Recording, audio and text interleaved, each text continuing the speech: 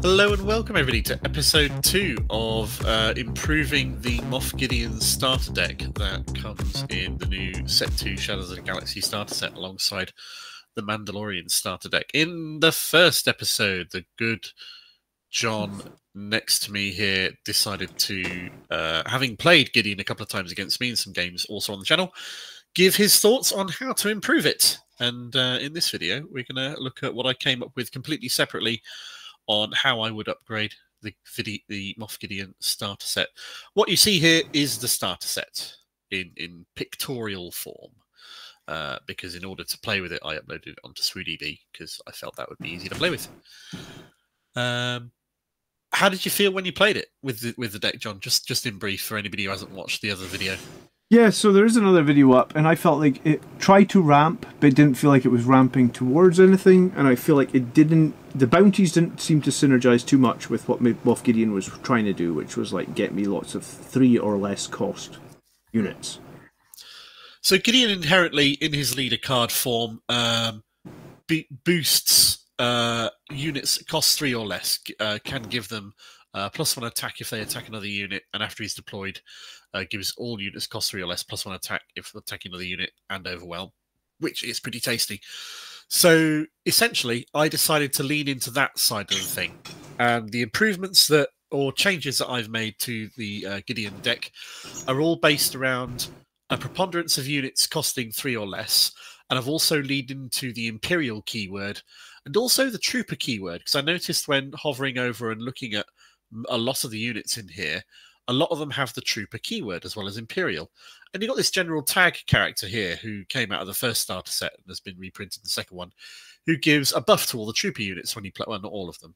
Whenever he becomes played out, you can give an experience to each of up to 3 Trooper units, which is very tasty. So I've leaned into that a great deal. And this is my version of the Gideon Plus deck. I've taken it down to a lot less variance in cards. I've restricted myself to commons and uncommons only in what I'm improving it or changing it by. And this is what we've got here. So I'll take in detail through. If you want a quick checklist for what has changed, this I snipped from SwooDB, and this is a list of what's been removed from the deck and exactly what's been added. So if you want that and you want to follow these changes, just go back and pause the video and take a look.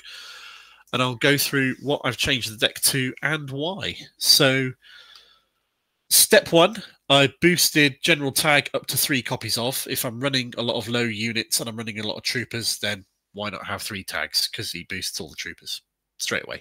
Yeah, that's a crazy good card, actually, if you've watched the troopers out, isn't it? Oh, absolutely. The Incinerator Trooper I've kept 3 of because he's great. The Seasoned Shore Trooper I've kept 3 of because he's great, especially when you get into the late game and you start having more resources out. He just becomes a little bit more powerful, which is tasty. Snow Trooper Lieutenant is another Imperial Trooper that buffs an Imperial unit as soon as he's played. So you've got your synergies right there with everything that else has been played. Death Trooper I've added I've stayed on 2 because doing damage to friendly units when most of them are weenies isn't the most ideal thing in the world. So he's useful to have as a 3-drop, but he's not what the deck is going to hinge on, if that makes sense. A unit that I've added that didn't previously exist in the deck was this one, which I think is fairly self-explanatory as to why you'd want to put this in a deck with lots of small units that get buffed. Giving them all +1/+1 makes going to make this guy a primary target to be taken out, makes all units more powerful. Because every unit in this deck has the Imperial keyword. Oh, every single unit. Wow, okay. Every single unit. I kept the Phase 3 Dark Trooper because it's a 3-cost Sentinel. He's really useful, especially for keeping Moff Gideon alive and all the others. And the next thing I've added is Tarkin from the first starter set. The reason why I've added him is because if we want to play a lot of small cost unit cards, we're going to need some card draw to draw extra cards, because otherwise we'll be playing more cards than we draw each turn. We want to resource and play 1, resource and play 1 because you draw 2 cards. So we need some extra card draw. And Tarkin is the first source of some extra card draw that fits in with the deck that I've put in here. Nice. Next up, we wanted to have a few more powerful units, so I added another Imperial Trooper unit, Super Commando Squad, from the new Set 2 series. because he's a trooper, he can get buffed with experience from general tag. Because he's Imperial, he can benefit from all the other Imperial buffs that are going on. And as long as he's upgraded, and the shield counts as an upgrade, an experience token counts as an upgrade, he's a Sentinel. So Nice. that makes him fairly tasty. To add a little bit of late game punch, this isn't one of the most powerful cards in the game, but as a 7-drop that is also Imperial and a Trooper, it has a lot of synergies with a lot of the buffs going on in the rest of this deck, so I figured it would be worth the time to put it on and play it. Cool. That also has a potential synergy. If you play that with your 7 resource drop, and then on your 8, you play one of the 2 copies of Gideon's Light Cruiser that stay in the deck to play a 3-cost card that we've just... one of the ones we've just seen there, that could be General Tag, which will give an experience token to a Trooper card, and this is a Trooper card. Yeah, and the nice thing about Gideon's Light Cruiser is you can pull from your discard pile as well as Absolutely. your hand, right? Yep, from your hand or discard pile. Or you could play one of these... Oh, no, you wouldn't be able to play a TIE Advance. You could play an Outland TIE Vanguard with it. Oh, that wouldn't buff the 97th Legion, but it'd buff one of the other things. Anyway, I'm getting ahead of myself here. In space, I've put in 3 basic TIE fighters because they're cheap, they're Imperial, and they have high power, so they'll get naturally buffed by Gideon fairly nicely. We've kept the Outland TIE Vanguard that's in there because giving more experience to low-cost units is part of what this is all benefiting from. And the TIE Advanced on 4 gives 2 experience to another friendly Imperial unit when you play it. So straight away, you're going to be buffing all the other units that are being played, and everything else in the deck is Imperial. So that is what I've done units-wise in this deck.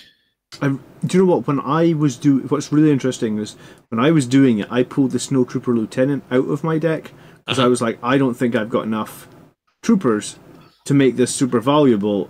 And it's really interesting to see you went with the troopers and I went against the troopers. So I think there's probably two distinct ways you could play this deck, and I really like what you've done with all the trooper synergy. I think that's a cool way to play it. What might actually be really interesting is if you play that and I play the one I did. We'll see how they do against each other. Yeah, that could be good. There's a little bit more to the deck that I haven't gone over just yet, which are the events and upgrades. Perfect. In the events, I've added 3 copies of the first starter deck card, I Am Your Father, because for 3 resources, doing 7 damage to an enemy unit is great. And frankly, for this deck, drawing 3 cards is great. So this is a win-win. Absolutely. Yes. Okay. Next one I've got is Moment of Glory, giving a unit +4/+4 for the phase. I thought about Overwhelming Barrage, and honestly, I opted for this instead because I think this is going to be more useful for a smaller unit, just to make it punch way above its weight for a turn. That could have a lot of use. And in terms of blue removal card, I figured Takedown, because we've got lots of small units that'll punch, that'll get upgraded, that'll hit a bit harder with Moff Gideon. After the units that they've attacked have taken a couple of points of damage, there's a good chance they'll be on 5 or less remaining hit points, at which point you can take down that unit, take down that Sabine, take down that Luke that started on 7 and get rid of them, take down the Boba Fett. True. Got a lot of potential there. And the final bit of card draw is the only bounty I put in the deck, which is this one here. I haven't seen this card, actually. It's an uncommon from the new set 2. And when you kill the unit that this bounty has been attached to, you get to either search the top 5 cards of your deck, or the top 10 if the unit that was killed is unique, for a unit that costs 3 of less, or of which there are many in this deck, as we've established, and play it for free. Very nice. There was one more card I really, really liked for this deck, but because it was rare, I chose not to put it in there and instead listed it down here in the sideboard instead. And I think it's tailor-made to go with this deck, especially against the late game deck. Choose a friendly non-leader unit, like one of the cheap 1 or 2 cost pieces of dross that is in here, and any enemy non-leader unit, like that 9-cost crate dragon that you've just deployed. Exchange control of the units. Yeah. Great. I say, the only reason why it's not in the main deck is because it's rare, and I wanted to keep this accessible to people to upgrade with only commons and uncommons from the sets. But that's a very tasty card to have in this. Yeah, so is it 50 cards without those 3? So you could swap those out for your Moment of Glory or something. That's right, yeah. The 50 cards are in here, and the sideboard 3 is on top of the 50. Absolutely. And you can add more to the sideboard if you wanted to, or go from there. Yeah. So that's what I built. and that's what I thought. And I thought this could be fun. Yeah, I think it is fun. I think I like it a tiny bit more than what I came up with. But yeah, maybe a battle of the Moff Gideons, the troopers versus. It's got obvious weaknesses. There's no 6 drops in it. There's very few 5 drops.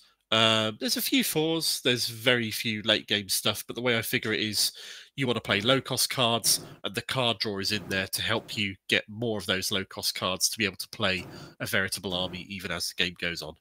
Yeah, and because he's got Overwhelm, did you feel like he?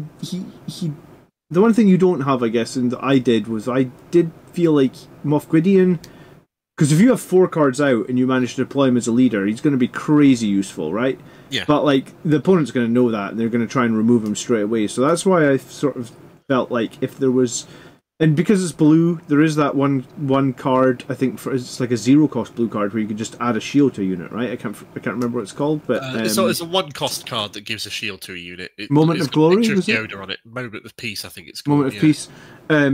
So I was thinking, like, even just having some moments of peace where you only really need 1, right? Like, you just want Gideon to. So if you draw any of them, if you ever draw a second one, you just resource it.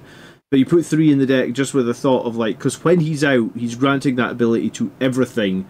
And because he's giving Overwhelm and extra damage to everything, and in your deck, you've got so much synergy with all those troopers getting, like, +1/+1 and all this nonsense. I was like, very quickly. Vias would buff him if he was already out. If you deploy Moff Gideon, then play a TIE Advanced, the experience from the TIE Advanced could go on Gideon unit. Absolutely. Giving him an immediate +2/+2. So I think this is a really interesting deck. Let us know in the comments if there's anything else you think we've missed. Yeah. Or this is not designed to be a top tier beat all comers at the tournament table list. This is designed to be an easy way that you can take the Moff Gideon starter deck and upgrade it with commons and uncommons and give it more punch than it might normally have straight out the box. Yeah, and I think this is an awesome way to do it. I totally recommend trying this. And I think if you have bought any of the... Like, you wouldn't have had to buy a lot of cards to get all these, right? And you could pick up all these cards. Commons and uncommons are dirt cheap to pick up on either Card Market, eBay, or trading with your friends locally. Any of this stuff, they're fairly easy to get hold of. Cool. Anything else? We'll put the link to this deck in the video description as well, by the way, so you can look it up on SruDB and take a look and see what you want to do, if you want to do that. Cool. Okay. Thank you so much for sharing, Mark. I think that was very useful. Pleasure. And if you liked the video, please subscribe, like, leave us a comment. We'll see you in the next one. I think we're gonna play some games with the Mandalorian deck.